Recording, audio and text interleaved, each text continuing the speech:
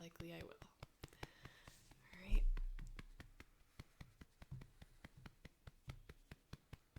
Oh, yeah, the back pats are not going to work for intro slides.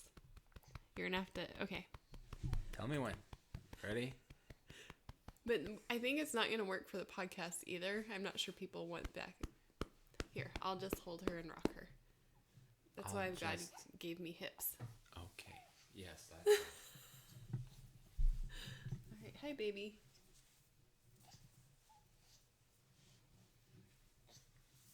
We'll see.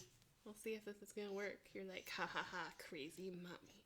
Trying to do stuff on your schedule. Control. All right, you want to hit the record button? We'll get our 5 seconds. Try that again. Oh, hold on. Did you check the audio? I did. Okay, cool. It's on the right mic.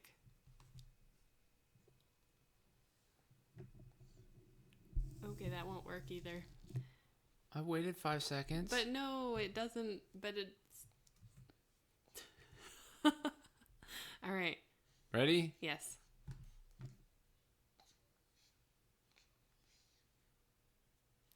Why, hello. Hey there. So today is the day of our daughter's full initiation in the Catholic Church. Yes, confirmation for Rosie. Yep, and First Communion. Yes, that too. Don't forget it. Those are the three restored order. sacraments. Yep. So, we've done a lot of preparations for her to try to make it her special day. Mm-hmm. And it's kind of interesting because I also have to work it a little bit. But we've been doing a novena. Mm-hmm. So it's a 9-day novena. We've been setting it out to her sponsor, her godmother, and then the rest of the family to pray for her. So I'm just hoping that she's very receptive to the Holy Spirit. Yeah, and you guys have done it each day together. Yeah, she and I have done it together. So it's been really cute. So some days we say it together. Other days I have her read it out loud and I just kind of am prayerful over her because it's just, that's the craziness of our lives with a baby. So baby rules. She was just kind of indicating that earlier here, a minute or two ago. Mm-hmm. Baby rules. And I've been thinking a lot this week about what is my job. You know, because I'm working at the church and I'm managing this group of candidates for confirmation and First Communion. Mm-hmm. And last week, like I really approached like my job is to make sure, you know, they're all feeling prepared. They know what to do. You know, we're managing a group, so it's like very logistics oriented, you know, grabbing cake emergency. And I've really been thinking this week about what my job is supposed to be. And I'm thinking of, you know, that I maybe need to help them be receptive, not just, you know, be prepared for the responses. Because we obviously saw that kind of go wrong last week anyway. Like I prepared them very well for the responses and they were being overwhelmed with the Holy Spirit in the moment and we're just blanking out. Yeah. And so it's just going to happen regardless. I think so too. So I'm like, I'm going to do some light, you know, reminders, refreshers on what is going to happen. But I think I'm going to try to lead them in a meditation and, you know, as sponsors and candidates together, just have them close their eyes. Yeah. I was reading something last night. Oh, I was trying to continue reading the chapter of John Sr. Didn't get to the end. But he had an excerpt from St. Teresa, one of her writings. Of Avila? I'm not sure. She wrote in Spanish. Oh. St. Teresa of Avila, Spanish. I thought Avila was in France, but... We don't know enough. I don't know. So anyway, but it was talking about, it was one of her writings and saying, you know, we need to close our eyes in order to be receptive to God dwelling within us. And she was like, so for most people, this is kind of like a duh moment, but it really came to me that we need to cut off like the visual data in order to be more aware of God's indwelling. And, you know, the idea of dwelling within, we connect that with tabernacle, you know, the dwelling place. And part of our preparation is that kids, you know, are about to become tabernacles to Jesus. And so I was thinking, you know, I might try to have them close their eyes and I might have some music. Maybe I can play some hollow playlists for them. To Lo-fi dad. Maybe. It's a fave, but I'm going to see what else is in there if there's any Holy Spirit oriented playlists at all.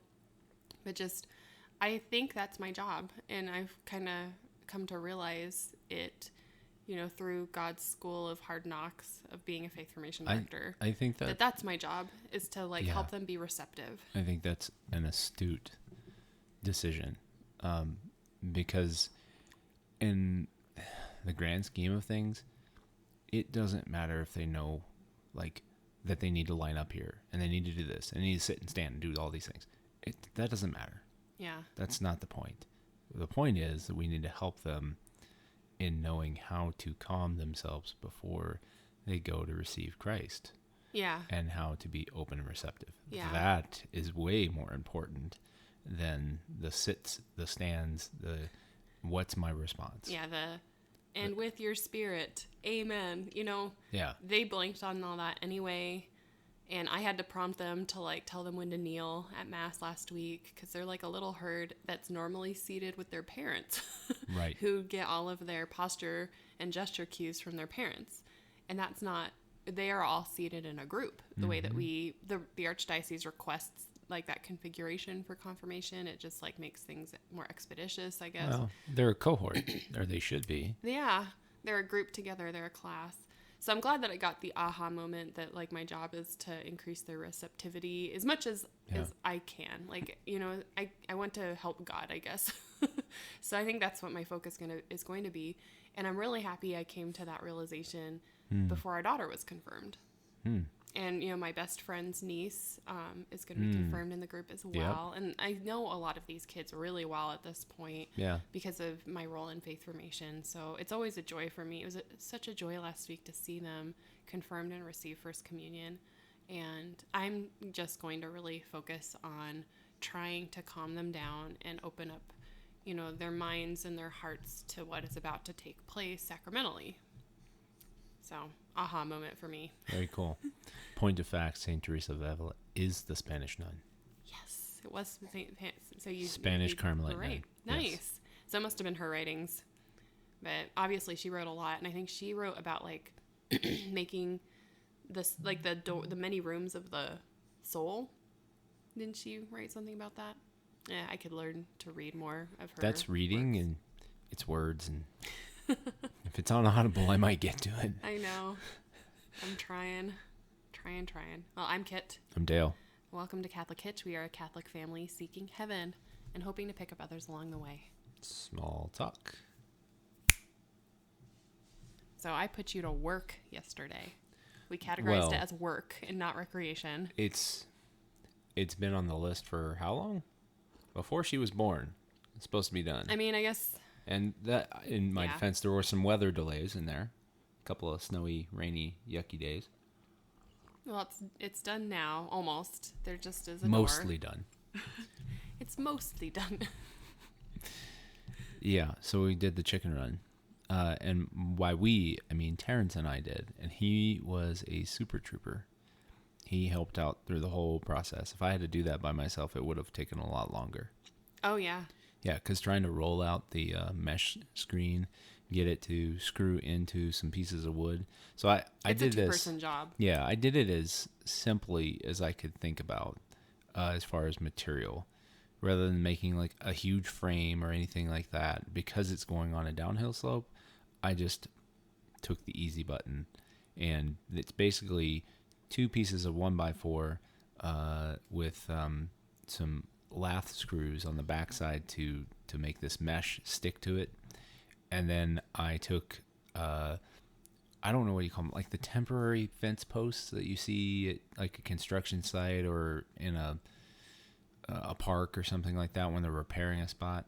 I used that, and then I took some the wire that was on the mesh wrap, and I used that to tie a bunch of 2x2s that I had left over. Nice. From I don't know when, some project. And that became the posts, in quotes, that I attached to. And so, of course, I built it the first time, and you and I had not communicated. And I built a run that went right up against the fence. Yeah, because I know you. As soon as I went out there, I'm like, of course Dale would build it this way. Because you're there's already, one side of this chicken run built, a.k.a. our fence. Yeah. And you're yep. job easier. Made perfect sense in my brain. And so I go out and I'm like, well, so part of what we're supposed to be doing here is like preventing like the infiltration of rodents. Like that's why that meshy screen is important. And you're like, well, I'll just screen it. And then I'm like, I've been meaning to research the toxicity of irises to chickens because there's actually a patch of iris that our former next door neighbor decided to plant along the fence line like a psycho. That was passive aggressive to probably a neighbor before us. You think so? Yes, that was before we were here that those were there. I guess that's so true. So she probably did it passive aggressively to whoever was here before us. But yeah, planting bulbs near a fence is insane. It's what insane people do or passive aggressive people do. Yeah. So if you want to annoy a neighbor, like plant bulbs right up against your chain link fence and then just I can't dig them out. Over. Yeah. It's impossible to get them out. And irises are pretty like tall. They're pretty hardy, at least in our area, from what I've observed. I'm not a big iris fan. I didn't even know they were irises. I just knew there were bulbs that flower. So yeah, I went in and I Googled like, are irises toxic to chickens? Because I thought I remembered reading that like they're toxic to cats at some point, and they are in fact toxic to chickens. And chickens are stupid. So you're like, you think our chickens are going to eat these? And I'm like, they're idiots. Yeah, the they're words came out of my mouth before I could redact them and say, wait, nope, they're dumb. So I basically called for a do-over. But it wound up being good because we had this chicken coop commissioned, built on commission, and he placed the chicken entry at a place that was really awkward. Well, it made sense if you're just building a chicken coop by itself and you have no understanding of the surroundings.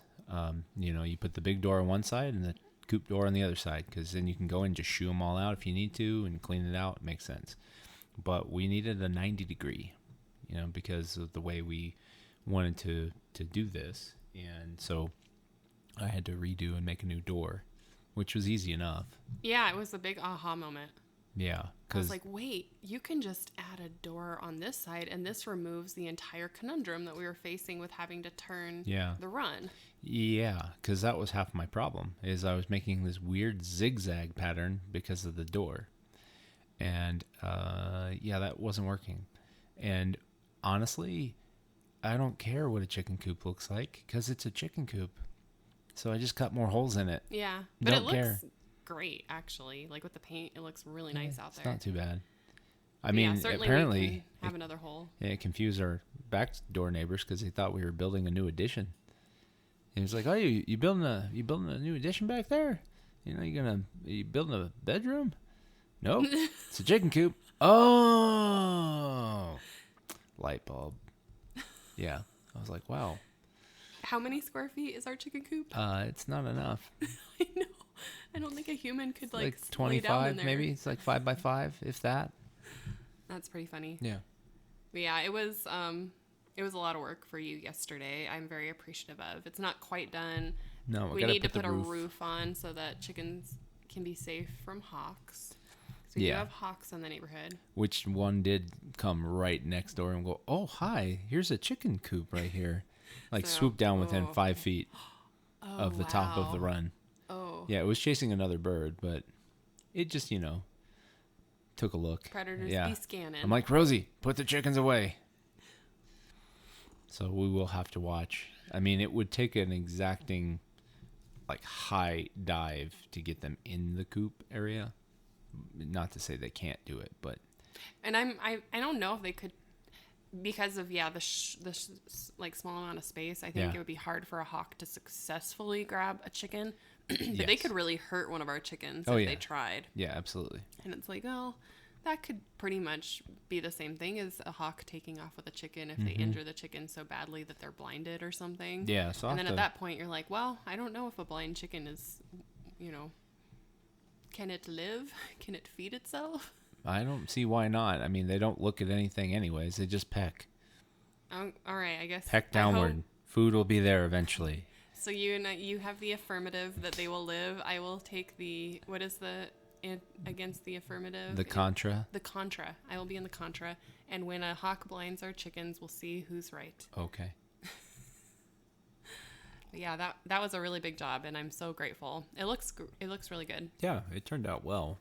It took a little bit of figuring out because I was trying to think originally when I bought the material, I just panelize it and then dig the earth out to kind of make terraces. And then I got back there, I'm like, nope, no, I'm not doing that.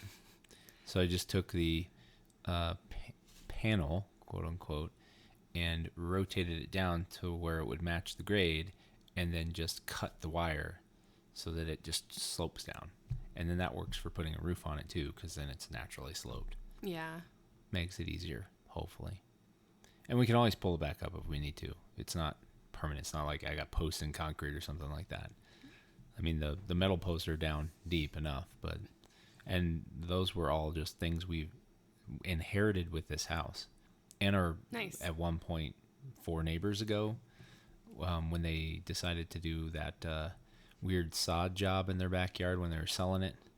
Yeah, they had all of this green temporary fence and then the metal fence post, the temporary fence post. Oh, that's how we got those. Yeah. So I have like 10 of them. Nice. Yeah, because they just threw them in their trash. I'm like, I'm not going to throw that away. Oh my gosh. Yeah, really? so I picked that out and a broom, the red broom that we have. Oh, that's how we that got was in their trash. Yeah. I'm like, you people, what are you doing? Dun, dun, It was like brand new. I'm like, yeah, I know, but why waste?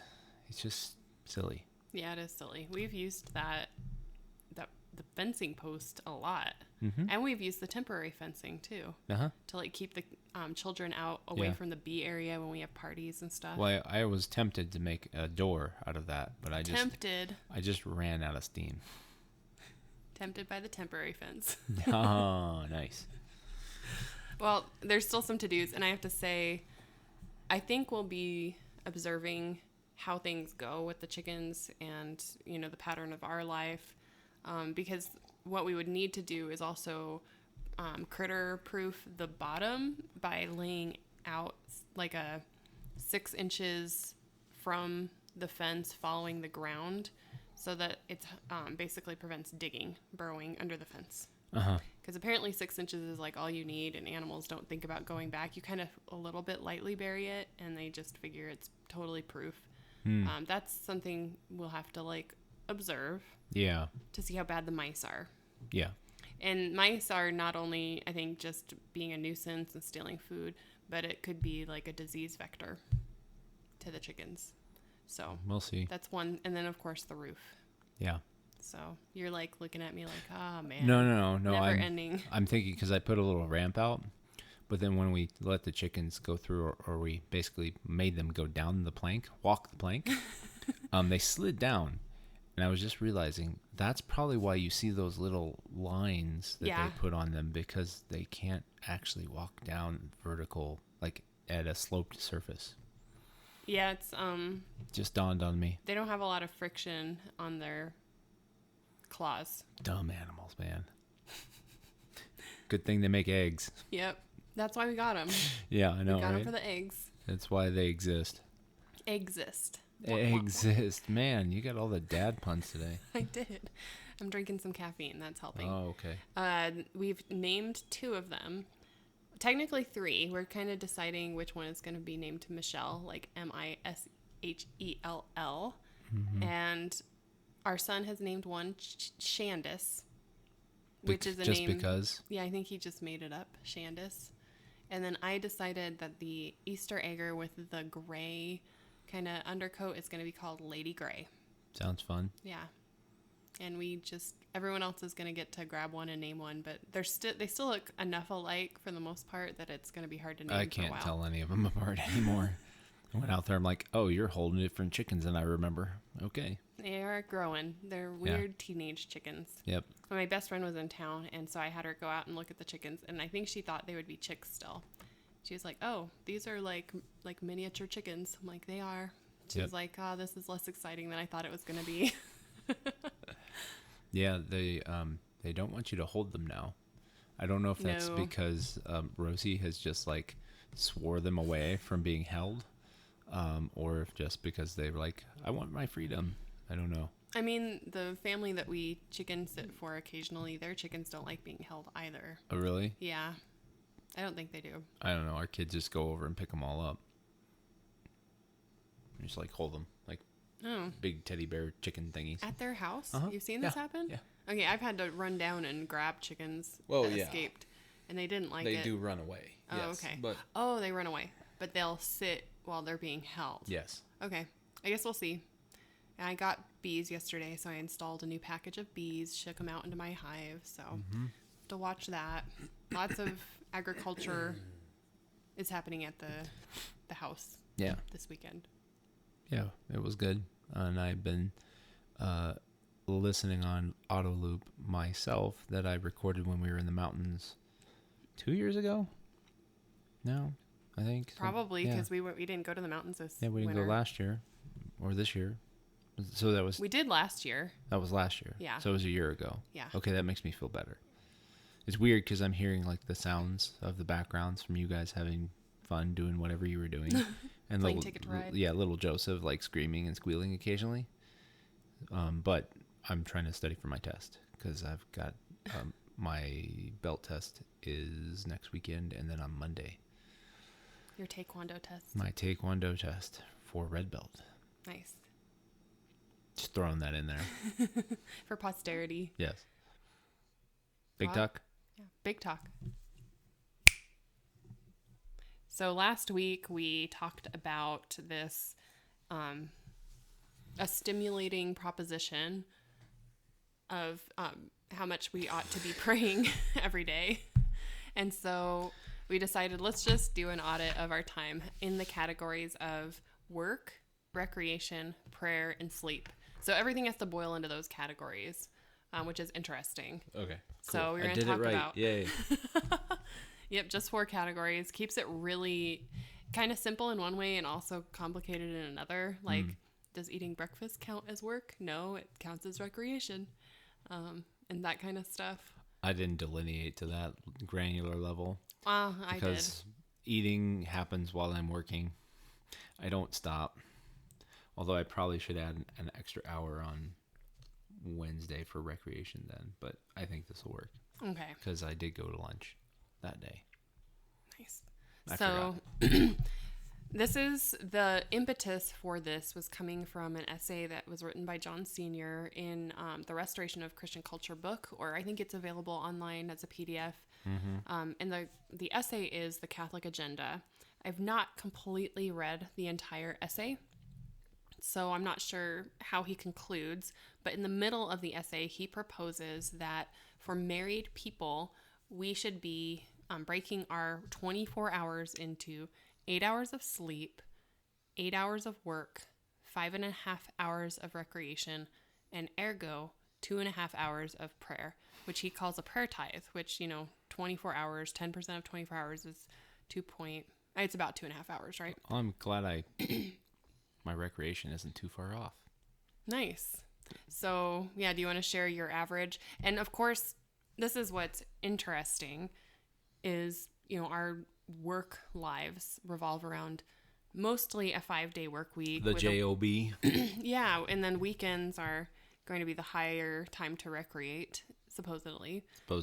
I had you count the chicken run as work because it was something I was compelling you to do. Yeah, but I did count playing around in my garage and pulling out my car and doing the oil change on the van. That was recreation. Yeah. Because I enjoy doing those things very much.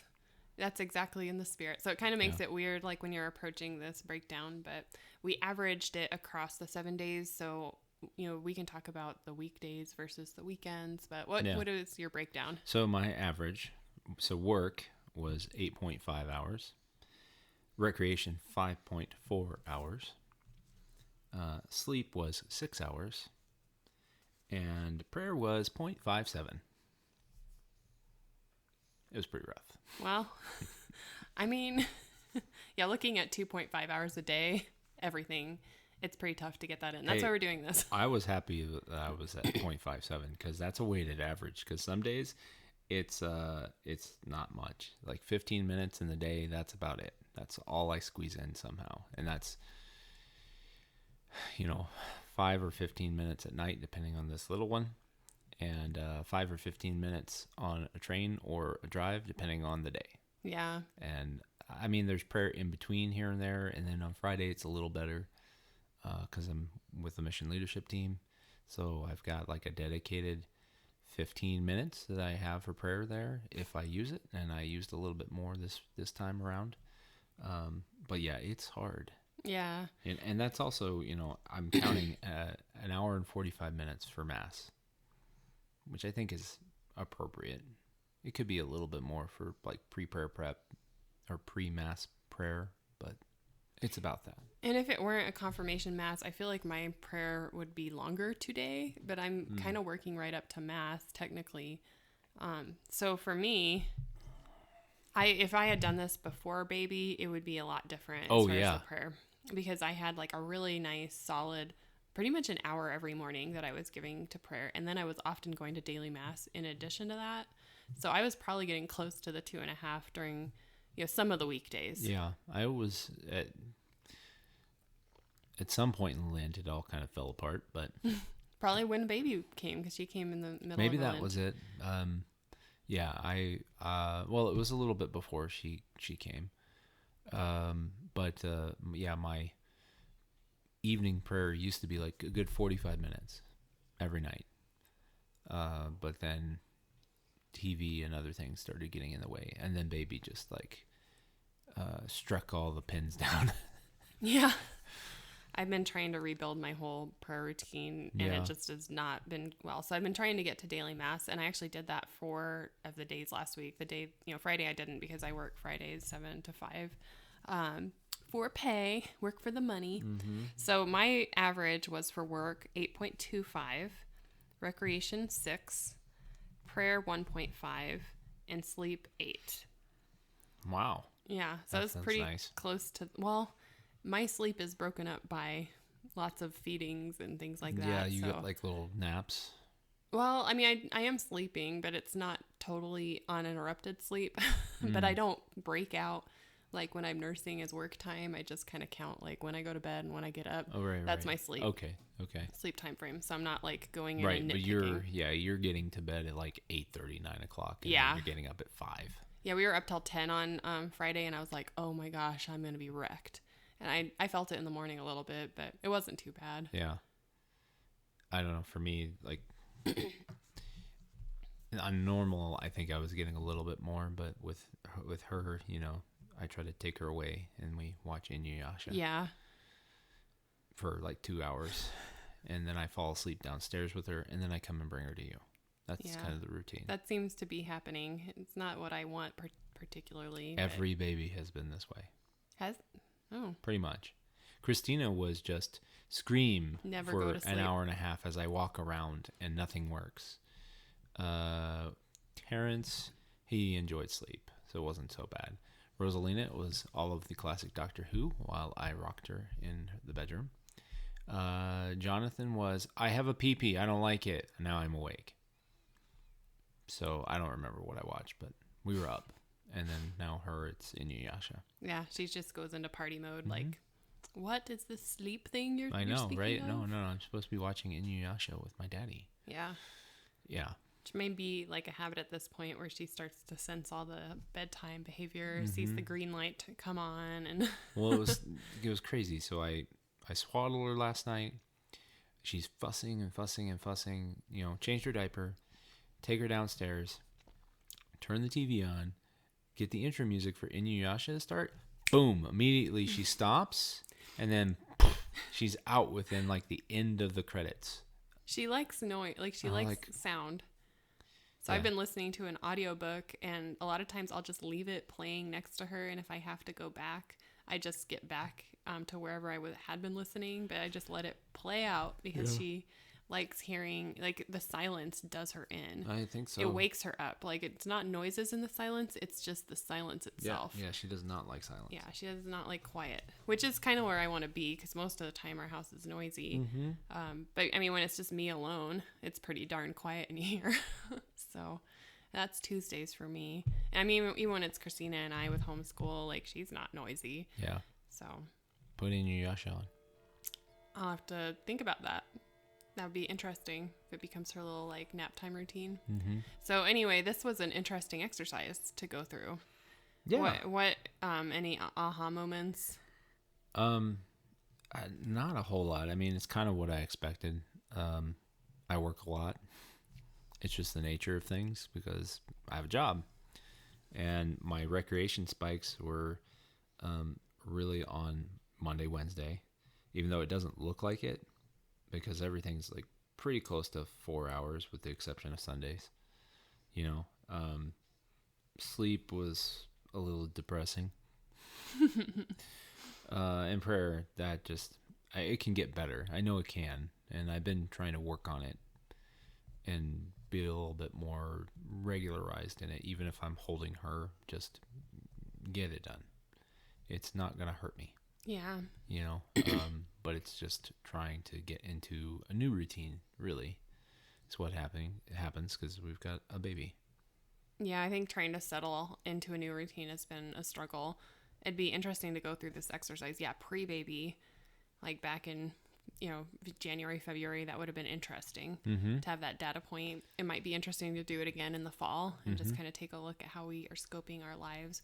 I don't think it's a bad practice. It really actually gave me extra impetus to get to daily mass. Yeah. And I don't have that hour of sitting down and praying anymore because there's a baby that pees and poops and eats and just needs my attention. I cannot do what I used to do. And that's been really discouraging to me. And so I've been going to daily mass thinking, well, at least here, ideally I can be receptive and I can listen. Yeah. And it's not perfect because there's a baby still with me and, she needs to be seen to, but at least I'm there and I'm trying. Yeah. So I think that's probably something I need to prioritize. And I kind of had this vision when baby came, my work routine was going to be different. And I thought I can go to daily mass every day and I can go have some coffee after mass and chill a little bit. And that's been happening. I kind of did that this week. It was nice. That is good. So I had some conversations with a few people. Like drip coffee and the Narthex? Yeah, I've been bringing my cup with creamer in it to the Narthex and I leave it on a table. You would. Why would you say, okay, what do you mean when you say that? Because it's like you have a plan. There is a mode and okay, I prepared for having coffee. Yeah, I don't Most need people to go, I guess I'm having powdered creamer today at the Narthex coffee shop here. There's two reasons I bring creamer. One reason is that I like having actual like cream in my coffee. Yeah. It's very enjoyable, not powdered, like dehydrated cream, but that's perfectly, it's fine. But it's also super hot. Like that percolator makes molten coffee. Yeah, it and does. So having some chilled creamer in an insulated cup that's been kept chilled helps cool the coffee down so I can drink it more immediately. Planning ahead. Right? It is very planned ahead. Yeah, it's totally you. And they didn't have coffee 2 of the days this week because they had early funerals. So yeah, that was a little bit of a snag to that particular routine, but it was nice to kind of approach and know like, this is going to be my day. So like before I take Jonathan, I know I'm going to mass afterward. So I have to be like all ready to go. I need to eat breakfast. That's been a difficulty as well. Just like eating breakfast in the morning. So I know it's not like, it's because of just craziness of life. Yeah, it is. Have kids, need to make sure lunches are made. Oh, I have know. a baby. Yeah. Oh my gosh, we're going out the door and I have not eaten anything. And I'm going to have a blood sugar crash in the middle of mass. And that's just the way it's going to be. Yeah. I've been happy for you making the little oatmeal parfait things. Yes. Or granola parfait. Is it granola oatmeal? No, it's oatmeal. It's oatmeal. I mean, granola is oatmeal, right? It's overnight oatmeal in the fridge. Yeah. It's helped me a lot because then it's very filling and I don't eat as much at work. But the challenge has been, okay, I have breakfast. What's for lunch? Oh, I'll go into the fridge and grab a leftover. Oh, wait, all of our kids grab them for school. Okay. I guess it's Walgreens sushi today. I need to start making like 2 extra meals a week so I can just put like portions in the freezer. Yeah. I did grab from the freezer this week, but it was really frostbitten. I don't know how long it had been in there. Oh, wow. It was in the top. And so I'm like, no. So I ended up getting Walgreens sushi. Aha. Yeah. Did you throw that away? Yeah. Okay, good. Yeah, I threw it in the trash and I took the dish home. Oh, cool. Awkward pause moment. Yeah. So prayer needs to increase. Sleep needs to increase for you. Yeah, I don't know how that's. I don't know either, because you kind of take work. baby for me. I know. I'm the night shift. It's fine. It's just kind of the way it is. I'm just happy I'm not on caffeine right now, because that was getting really bad, because it's just a downward cycle. As we've seen with our daughter, same problem. She's got my physiology, I guess, when it comes to caffeine. So, and she's listening, and she has been off of it for 2 days now, and I think she's doing better. Good. She's not as tired as before. Well, we're all going to be tired today because we have confirmation mass, which is quasi work for me before and after mass. And then we are hosting a little tiny reception in our house. And we need to order the pizza. Yes. Got to get that done after this. Okay. Yeah.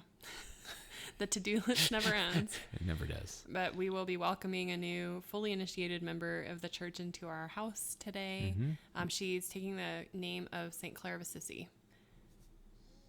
A Poor Clare? Is that the Poor Clare? Yeah, that was the original Poor Clare. Okay. Yeah. So she... Not the. The. Yep, that's why the Poor Clares are named the Poor Clares. Right. Is for Claire. Yeah. Good.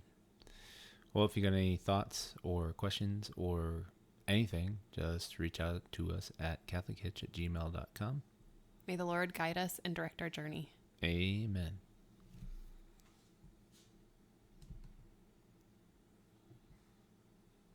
Baby was sleeping. See ya.